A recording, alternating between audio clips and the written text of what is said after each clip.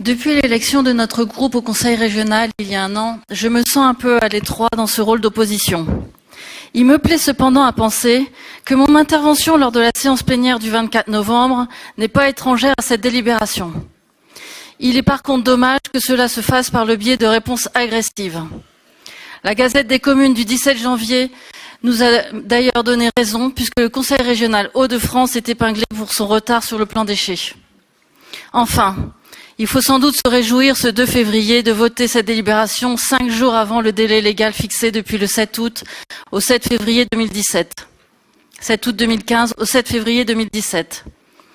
Espérons que ce plan ne sera pas une simple compilation des plans existants avec des cultures de l'élimination des déchets très différentes.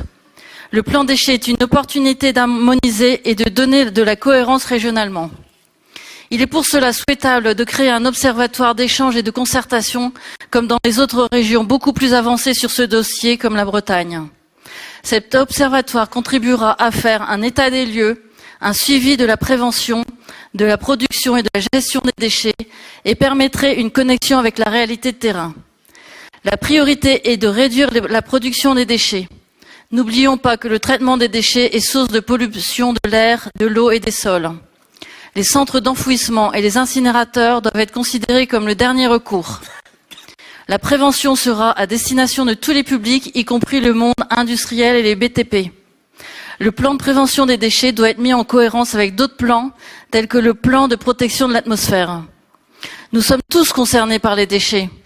La région peut renforcer les liens avec ses habitants, ses entreprises et ses collectivités au travers du plan déchets.